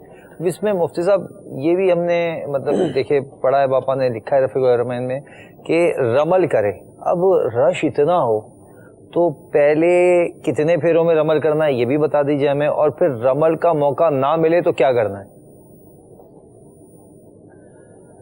رمل جو ہے 3 پھیروں میں، کسی کو چوتھے پھیرے میں اگر یاد آیا جی تو رمل کا وقت موقع ختم ہو گیا، ایک پھیرے کے بعد یاد آیا اب 2 پھیروں میں کرے، ٹھیک ہے، تیسرے میں یاد آیا تو اسی ایک میں کرے گا۔ پھر رمل کے اندر یہ بھی ہے کہ رمل کس چیز کا نام ہے، استباع تو ناظرین سمجھ گئے ہوں گے کہ کندھا جو خالی رکھنا ہے، یہ استباع، یہ 7 چکروں میں۔ رمل نام ہے ایسی حیت اور کیفیت میں چلنا کہ اس کو دیکھ کر دشمنان اسلام جو مطلب خاص طور پر اس زمانے میں تھے جب سرکار دو عالم صلی اللہ تعالی علیہ وسلم نے صحابہ کرام کو اس عبادت کی تلقین فرمائی، تعلیم فرمائی، تو وہ یہ تھا کہ کفاران مکہ جو ہیں ان پر ہیبت طاری ہو، تو ایک خاص انداز میں سینہ تان کے چلا جاتا ہے۔ تو اس چلنے میں کیا ہے کہ تھوڑے سے لمبے پاؤں لینے پڑتے ہیں، اور بعض نے یہ کہا کہ نہیں چھوٹے پاؤں لینے پڑتے ہیں، تو بہرحال اس میں یہ ہوتا ہے کہ تھوڑا سا پھیل کے آدمی چلتا ہے، اور جگہوں پہ تکبر کی کیفیت اختیار کرنا، مطلب قلبی طور پہ تکبر نہیں ہے لیکن اس کی کیفیت ایک بندہ سینہ تان کر جا رہا ہے، تو اب رش کے اندر ایسا چلنا ممکن نہیں ہوتا، مطلب کندھے سے کندھا چل رہا ہوتا ہے۔ جو پہلی دفعہ جا رہے ہیں وہ یہ بات سن لیں، آپ نے زندگی میں سوچا بھی نہیں ہوگا رش کس کو کہتے ہیں، گھٹن کس کو کہتے ہیں، حبس کس کو کہتے ہیں، جو مطاف میں آپ کو ملے گی، اور سانس جو ہے نا وہ بسا اوقات نہیں لیا جا رہا ہوتا ہے، اتنا رش ہوتا ہے، لوگ بے ہوش ہو جاتے ہیں، بعض اوقات ایسی کیفیت بھی ہوتی ہے، بالکل بہت بے ہوش ہو جاتے ہیں۔ لیکن بے ہوش اور یہ جو جذبات کیفیت سے کام نہ لیا جائے. جو جذباتی ہوتے ہیں نا ان کی کیفیت زیادہ خراب ہوتی بلڈ پریشر کے مریض ہیں, شوگر کے مریض ہیں, یا بوڑھے ہیں, یا کوئی ایسا عارضہ لاحق ہے, تو ایک تو یہ کہ وہ دھوپ میں طواف نہ کرے. دھوپ میں طواف نہ کریں. دھوپ میں کرنے سے حدت بڑھ جاتی ہے, سایہ کوئی نہیں ہوتا, بہت آزمائش ہو جاتی ہے. نمازوں کے اوقات میں طواف نہ کریں, اس سے یہ ہوگا کہ بہت زیادہ مشقت ہوگی. کہ ہوتا یہ ہے ہر نماز پڑھنے کے بعد لوگ نفلی طواف کر رہے ہوتے ہیں تو رش کئی گنا بڑھ جاتا ہے. جو میں نے اوقات 2 بیان کیے ہیں, کوشش کریں اس وقت میں عمرہ کریں, اس وقت میں طواف کریں, بہت حد تک آسانی ہوگی. تو رمل کرنے شروع ہوئے, آگے جناب رش آ گیا تو نارمل رک جائے, نارمل کنڈیشن میں آ جائیں. ٹھیک ہے. کیونکہ جو مطاف ہے وہ کچھ اس طریقے سے ہے کہ 1-2 جانب سے ذرا کشادہ ہے, 1-2 جانب سے تنگ ہے, اور آپ سے ممکن ہو تو ذرا دور رہ کر کریں. جیسے آج کل کے ایام میں تو اتنا رش نہیں ہوگا, لیکن جب لوگ 20 ذی القعدہ کے بعد جائیں گے تو اچھا خاصا اس میں رش پائیں گے. ہوگا اس میں. تو اس میں جو یہ ویل چیئر کا جو چکرا ہے اس کے باہر سے ریلا چل رہا ہوگا, دیواروں سے لگ رہا ہوگا, یہ کیفیت ہوگی. تو دور رہ کر طواف کریں, اور جہاں جگہ ملے رمل کریں, جہاں نہ ملے رمل نہ کریں. ٹھیک ہے. تو یوں یہ ہے کہ طواف پورا ہو گیا. اب مفتی صاحب ایک دو سوال یہ میرے ذہن میں آ رہے ہیں کہ آپ نے دیکھا ہوگا, آپ بھی وہاں تشریف لے گئے ہیں, کہ لوگ ایک شخص جو ہے نا وہ دعا پڑھا رہا ہوتا ہے اور پیچھے جتنے پڑھنے والے ہیں وہ سب ساتھ دعا پڑھ رہے ہوتے ہیں. اچھا بہت سے لوگوں دیکھا ہے وہ لبیک اللہم لبیک پڑھ رہے ہوتے ہیں. تو یہ کیا درست کیا ہے, اس میں کیا کرنا چاہیے؟ دیکھیں, بندہ اللہ تبارک و تعالیٰ کی بارگاہ میں حاضر ہے جی, وہ خود لبیک کہے, خود دعا پڑھے, یہ ہے اصل حکم اور اصل جو ہے وہ طریقہ. ماشاءاللہ, یہ اچھی مفتی صاحب نے فرمایا کہ جب بھی لبیک پڑھنی ہو تو خود پڑھنی ہے, یا سب اجتماعی طور پہ پڑھ رہے ہیں تو ٹھیک ہے وہ پڑھیں, اجتماعی پڑھ رہے ہیں. کہا گیا میں بھی لبیک پڑھیں تو سب پڑھ رہے ہیں, سب پڑھ رہے ہیں, لیکن طواف میں نہیں پڑھیں گے. طواف میں اس طرح نہیں پڑھیں گے, طواف میں آواز بلند نہیں کرنی, طواف میں لبیک پڑھنی نہیں ہے, چونکہ جب طواف شروع کیا تو تلبیہ ختم ہو گیا. طواف میں تو لبیک بھی نہیں پڑھنی. جی جی. اور جو دعائیں بھی پڑھنی ہے. اچھا, ایک ہے نعت خوانی بھی کرتے ہیں اور ماشاءاللہ کلام بھی پڑھتے ہیں, لیکن میں نے یہ محسوس کیا ہے کہ اگر پورا قافلہ کوئی کلام پڑھتے ہوئے یا حمد پڑھتے ہوئے جا رہا ہے تو وہ اس بات پر غور کرے کہ جب وہ گزرتا ہے تو لوگ طواف جو رکعتیں پڑھ رہے ہیں یا نمازی جو نماز پڑھ رہے ہیں وہ ڈسٹرب تو نہیں ہو رہے. اس بات کا خیال رکھنا بھی ضروری ہے. یہ نہیں کہ جی بس جی ہم نے تو پورے قافلے نے مل کے باآواز بلند یہ پڑھا ہے وہ پڑھا ہے, اس کو مد نظر نہ رکھیں. صحیح. رات کے وقت میں خاص طور پر یہ ہوتا ہے کہ جس طرف طواف کی مطاف جو کشادہ ہے اس طرف سینکڑوں لوگ نماز پڑھ رہے ہوتے ہیں, اور یہ قافلے کو چونکہ قافلہ چلانا ہے تو یہ کونے میں چلتے ہیں, یعنی نمازیوں کے قریب ہو کے چلتے ہیں, اور وہاں جا کر بلند آواز سے پڑھتے ہیں, بہت زیادہ بلند آواز سے. نماز پڑھنے والوں کی نماز ڈسٹرب ہو رہی ہوتی ہے. تو ایسا نہیں کرنا, بہت مدھم آواز میں پڑھنی ہے, اس کا خیال رکھا جائے. ماشاء اللہ. مفتی صاحب, یہ گلدستہ دیکھنے کے بعد تو ناظرین کے ذہن میں بہت سارے سوالات جو ہے نا وہ ابھر رہے ہوں گے, تو ہم ناظرین کو شامل سلسلہ بھی کرتے ہیں. ایک سوال مفتی صاحب رہ گیا تھا جواب کہ سعودی عرب سے, جی 2 رہ گئے تھے, ایک تو ہم اگلے ہفتے شامل کر لیں گے. ٹھیک ہے انشاءاللہ. دوسرا پوچھ لیں. سعودی عرب سے جو آتے ہیں وہ خانہ کعبہ کو دیکھ لیا, وہی عمرہ ہو گیا انہوں نے کہا, تو یہ کس طرح سے ہے؟ عرب شریف میں رہنے والے ایک شخص کا سوال ہے. جی جی جی. کہ ممکن ہے اس کو اس کے کسی کفیل نے یہ سمجھ دی ہو, یا کسی اور دیہاتی نے سمجھ دی ہو, اس کے ساتھ کام کرنے والے نے سمجھ دی ہو کہ زیارت کا نام عمرہ ہے. ایسا نہیں ہے. عمرہ ایک عبادت ہے, اس کے لیے احرام ہے, اس کے لیے طواف ہے, اس کے لیے سعی ہے, اس کے لیے حلق ہے, احرام کی پابندیاں ہیں, مستقل عبادت ہے. لیکن عمرہ کرنا ایک نفلی کام ہے عام حالات میں. اگر کوئی حج تمتع کرنا چاہ رہا ہے تو پھر تو اس کا یہ ایک جز ہے. ٹھیک ہے. حج قران کرنا چاہ رہا ہے تو پھر اس کا ایک حصہ ہے یہ. صحیح. تو وہاں تو اس کی حیثیت صرف نفلی کی نہیں ہے, تو وہاں اس کی حیثیت جدا گانا ہے. ٹھیک ہے.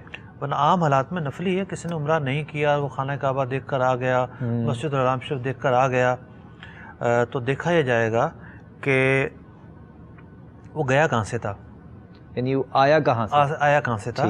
اگر تو میقات کے باہر سے گیا ہے, ٹھیک ہے, تو میقات کے باہر سے مکہ مکرمہ جانے والوں کے لیے احرام ضروری ہے. ٹھیک ہے. عمرہ پھر بھی ضروری نہیں ہے. صحیح. احرام ضروری ہے، اب خواہ وہ احرام حج کے لیے ہو یا عمرے کے لیے ہو. ٹھیک ہے. تو ہم یوں بھی کہہ سکتے ہیں کہ میقات کے باہر سے جو مکہ مکرمہ جا رہے ہیں، اگرچہ کہ وہ مکہ مکرمہ کے رہائشی ہوں، ٹھیک ہے. کسی کام سے گئے وہ مدینہ منورہ، اب وہ واپس آ رہے ہیں، ٹھیک ہے.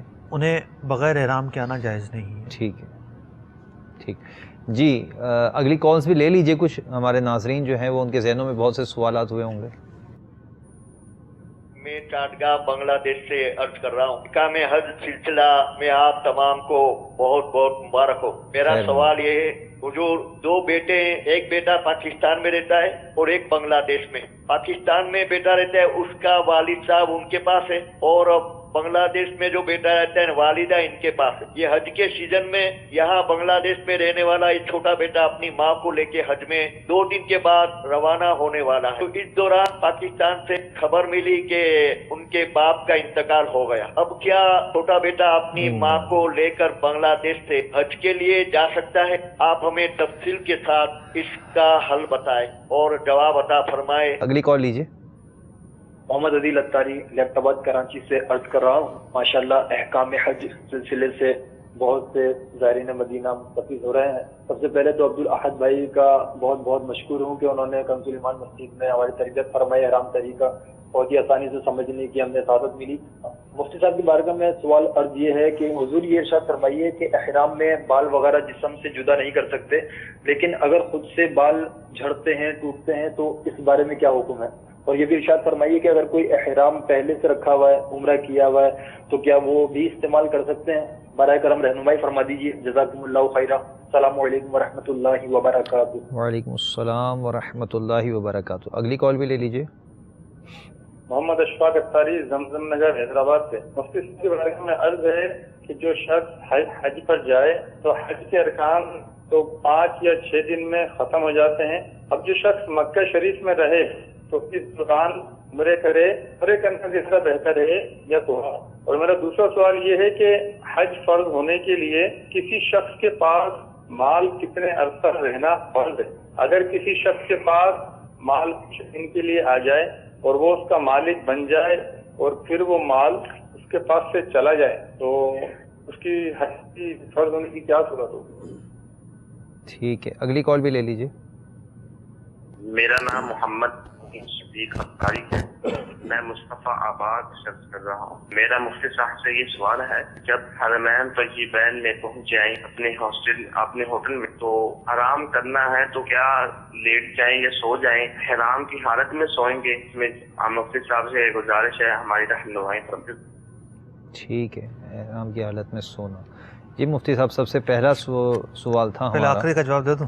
پہلے آخری کا جواب دے دیں بھائی. چلیں. احرام کی حالت میں نیند حرام نہیں ہوتی. ٹھیک ہے جی. نیند حلال ہی رہتی ہے. صحیح. سو سکتے ہیں، چادر بھی اوڑھ سکتے ہیں، کمبل بھی اوڑھ سکتے ہیں، لیکن چہرہ نہیں چھپائیں گے. جی. اور کمبل اوڑھ سکتے ہیں کیونکہ احرام کی حالت میں جو ہے محرم جسے کہتے ہیں اسے لباس منع ہے. جی بالکل. تو کمبل جو ہے وہ لباس نہیں کہلاتا. ٹھیک. یہ ایک جدا گانا چیز ہے. سردیوں کا موسم ہے تو سر نہیں ڈھانپنا، چہرہ بھی نہیں ڈھانپنا. ٹھیک ہے. شال لے سکتا ہے، اس کی اجازت دی گئی ہے. تو سو سکتے ہیں، لیٹ سکتے ہیں، بالکل پرفیکٹ آرام کر سکتے ہیں. کوئی اس میں بعض کے ذہنوں میں یہ بھی سوال ہوتا ہے، چونکہ اس سلسلے میں بہت سارے اسلامی بھائی کے ذہن میں سوال یہ ابھرے بعد میں کہ وہ تکیہ رکھا ہوتا ہے، تکیے پہ تو کپڑے کی چادر ہوتی ہے، تو وہ سر کے نیچے لے سکتے ہیں نہیں لے سکتے؟ ہاں، تکیہ پر سر رکھنا سر چھپانا نہیں کہلاتا. ٹھیک ہے. اگرچہ کہ کچھ حصہ مس کرتا ہے تکیے سے، لیکن اسے چھپانا نہیں کہتے. ٹھیک ہے. ٹھیک ہے. اشفاق بھائی پہلے ہم اوپر سے لے لیتے ہیں. بنگلہ دیش والا جو معاملہ ہے کہ اب ان کی زوجہ کا والد صاحب کا انتقال ہو گیا، اب کیا بیٹا امی کو لے کر حج پر جائے گا یا نہیں جائے گا؟ جو عورت عدت کے اندر ہو، ظاہر بات ہے شوہر کا انتقال ہو گیا ہے تو عورت کی عدت شروع ہو گئی ہے. ٹھیک ہے. تو جو عورت عدت میں ہو وہ حج کے لیے نہیں جا سکتی. ٹھیک. اگرچہ کہ اس پر حج فرض ہو چکا ہو، وہ رک جائے گی اور حج نہیں کرے گی. ٹھیک ہے. اس کے بعد عدیل اتاری کا مطلب فون کال تھی، ان کا سوال تھا کہ بال جھڑتے ہوں تو اس پر کیا ہے، خود بخود جھڑتے ہوں؟ جو بال از خود جھڑ جاتے ہیں جی اس پر تو کچھ بھی نہیں ہے، ٹھیک، اور جو بال انسانی ایکٹیویٹی کی وجہ سے جھڑتے ہوں، جیسے چہرے پر پانی ڈالا ٹھیک ہے، تو داڑھی کے بال جھڑ گئے، سر کھجایا تو سر کے بال جھڑ گئے، تو یوں انسانی ایکٹیویٹی کی وجہ سے بال جھڑتے ہوں تو وہ جھڑنا ایسا ہے جس پر بعض صورتوں میں صدقہ، بعض صورتوں میں اور کفارے دینے ہوتے ہیں۔ ٹھیک ہے، خود بخود جھڑنے والے پر کچھ نہ تو کوئی مطلب کوئی جرمانہ نہیں، حرج ہے نہ جرمانہ ہے۔ ٹھیک ہے۔ پرانا احرام ان کے پاس موجود ہے، تو کیا یہ اس سال حج کے لیے کوئی نیا احرام لیں لازمی ہے یا وہی کر سکتے ہیں؟ احرام کے لیے ضروری نہیں ہے کہ نیا ہی احرام ہر دفعہ ہو، دھلا ہوا احرام ہو، صاف ستھرا احرام ہو، یہ اس کے آداب کے تقاضوں میں سے ہے۔ صحیح۔ ایک ہمارے اشفاق بھائی ہیں، وہ کہتے ہیں کہ 5 یا 6 دن حج کے ہوتے ہیں، اس کے بعد پھر کیا کریں؟ عمرہ کریں، دعا کریں، کیا کریں؟ یہ انہوں نے پوچھا ہے۔ عمرہ کے تعلق سے تو دیکھیے ان کی ہمت اور ان کی کیفیت پر ڈیپینڈ کرتا ہے۔ سب سے جو بہتر عمل ہے مسجد الحرام شریف میں کرنے کا وہ تو طواف ہے، ٹھیک ہے، اور 50 طواف کی تو خاص فضیلت ماشاءاللہ روایتوں میں جو ہے وہ بیان ہوئی ہے۔ طواف کو جتنا فوکس کر سکتے ہیں فوکس کریں، عمرہ کرنا چاہتے ہیں تو عمرہ بھی کریں، کوئی شرعی اعتبار سے ممانعت نہیں عمرہ کرنے کی بھی۔ ٹھیک۔ ہمارے آخری سوال کا جواب تو آپ نے دے دیا۔ ایک سوال، ایک بات میں مزید کہنا چاہوں گا، جی جی، جو لوگ درمیان میں جا رہے ہیں، جیسے مثال کے طور پر 20 ذی القعدہ کو جا رہے ہیں یا ذوالحجہ شروع ہونے پہ جا رہے ہیں، تو بہت پہلے جانے والے تو پہلے مدینہ منورہ چلے جاتے ہیں اور پھر آخر میں آتے ہیں، تو جنہیں مکہ مکرمہ میں کم ٹائم ملا ہے، 10 دن 12 دن حج سے پہلے ملے ہیں، تو پہلا عمرہ کرنے کے بعد ایک مشورہ ہے کہ عمرہ نہ کریں۔ ٹھیک ہے، کہ اپنی جو نا ایکٹیویٹی کو تھوڑا سا ریلیکس رکھیں، یعنی اپنی قوت کو قائم رکھیں، جو اسٹیمنا ہے آپ کا وہ آپ نے حج میں استعمال کرنا ہے۔ 5 دن ہیں اس میں آپ نے سفر کرنا ہے، تو رش بہت زیادہ ہو جاتا ہے، جی بالکل، بہت زیادہ رش ہو جاتا ہے، اور پھر حج سے پہلے جذبات اور جنون بہت جو نا وہ طاری ہوتا ہے۔ یہ اسی کا ایک نتیجہ ہوتا ہے مفتی صاحب کہ اتنا جنون اور اتنے جذبات لے کر جاتے ہیں نا، تو وہ ذہن میں ہوتا ہے کہ یار بس ایک ہو گیا، اب دوسرا عمرہ بھی کر لو، ایک دن میں 2 عمرے بھی کر لو۔ جی بالکل ایسا، اور جنہیں ہم بزرگ سمجھتے ہیں وہ جوانوں سے بھی آگے ہوتے ہیں، بالکل ایسا ہی ہے، اور وہ تو جناب نظر ہی نہیں آتے کہ کہاں ہیں عمرہ کرنے گئے ہوئے صبح و شام۔ تو بہت عمدہ نیکی ہے، لیکن اگر آپ بیمار پڑ جاتے ہیں پھر آزمائش بہت ہو جائے گی، رش میں کون سنبھالے گا، تھوڑا سا جو ہے میانہ روی بھی اختیار کریں، اور خیر عبادت میں تو جتنی چاہے کر سکتے ہیں، جی، لیکن حج کر لیا تو پھر جتنا چاہے کریں، ٹھیک ہے، لیکن شروع میں تھوڑا سا جو ہے نا احتیاط کرنی ہے۔ پھر موسمی تغیرات بھی ہوتے ہیں، پھر یہ ہے کہ میں نے دیکھا ہے عام طور پر کہ لاکھوں لوگ جمع ہوئے ایک مقام پر، تو یہ کہا جاتا ہے کہ فضا سے آکسیجن بھی کم ہو جاتی ہے، اور اس کی وجہ سے کھانسی اور زکام اور اس طرح کے امراض تو بالکل لازمی طور پر، اور پھر راستے بھر جو وہاں پر سبیل ہوتی ہے، جیسے سبیل کہا جاتا ہے، لنگر تقسیم ہوتا ہے، اس میں جوس ہوتے ہیں اور نہ جانے کیا کیا ملتا ہے، پسینہ، پھر ٹھنڈا پانی، اور پھر بعض اوقات یہ ہوتا ہے کہ رات پہ ٹھنڈی ہو جاتی ہے، پہاڑی علاقہ ہے نا مکہ مکرمہ، بالکل، اور پھر مسجد الحرام شریف میں ایسے چل رہے ہوتے ہیں اور فرش جو ہے ٹھنڈا ہو جاتا ہے، اس فرش کی ٹھنڈ سے بھی جو ہے گلے پکڑے جاتے ہیں اور وہ نزلے زکام کھانسیاں ہو جاتی ہیں، تو اگر احرام کی حالت میں نہیں ہے تو موزے ضرور پاس رکھیں، اور جب نظر آئے کہ پاؤں ٹھنڈے ہونا شروع ہو گئے ہیں تو موزے پہن کر طواف کریں، جب احرام کی حالت میں نہیں ہے، نفلی طواف کر رہے ہیں تو موزوں کے ساتھ کر لیں، ٹھیک ہے۔ ایک سوال انہی کا اشفاق بھائی کا اور تھا جو حیدرآباد سے ہیں، زمزم نگر سے، کہ حج کے لیے کتنا مال ہے اور اگر مال کب آیا، کیا آیا، تو اس کی تھوڑی سی تفصیل مال ہے جو جس سے کم از کم جو اخراجات ہیں، سستے سے سستا جو پیکیج ہے وہ کسی کے پاس آ جائے، حاجت اصلیہ سے فارغ زائد ہو، اور پھر یہ ضروری ہے کہ وہ ایسے موسم میں آئے کہ جس میں حج پر جانا ممکن تھا، ٹھیک، جب حج کے فارم بھرے جا رہے ہیں، اس کی تیاریاں ہو رہی ہیں، ممکن ہو، ٹھیک ہے، اس موسم میں آئے، ٹھیک۔ مفتی صاحب ماشاءاللہ آج کے سلسلے میں آپ نے ہمیں کافی مدنی پھول اپنے طواف کے متعلق عطا فرمائے۔ مفتی صاحب اس میں الحمدللہ عز و جل ایک بہت بڑی تعداد ہے جن کی فلائٹ ہمارے اگلے سلسلے سے پہلے شاید روانہ ہو جائے، تو انشاءاللہ عز و جل ان کو ہم ایک مشورہ دیتے ہیں کہ آپ مدنی چینل دیکھتے رہیں، کیونکہ حج تو ابھی بعد میں ہونا ہے. آپ کو تقریباً عمرے سے متعلق، طواف سے متعلق مدنی پھول ملے، انشاءاللہ صحیح سے متعلق مدنی پھول اگلے سلسلے میں مل جائیں گے.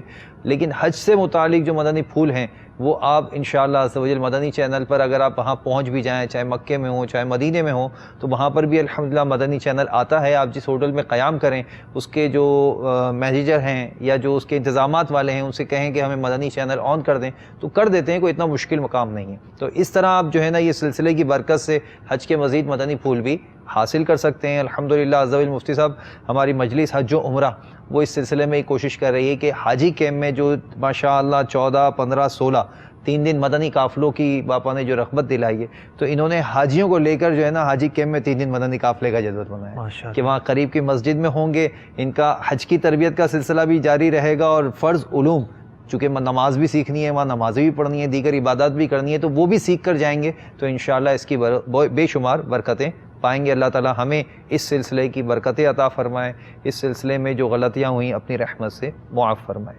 صلو علی الحبیب صلی اللہ تعالی علی محمد. شرف دے حج کا مجھے بہر مصطفیٰ یا رب، روانہ سوئے مدینہ ہو قافلہ یا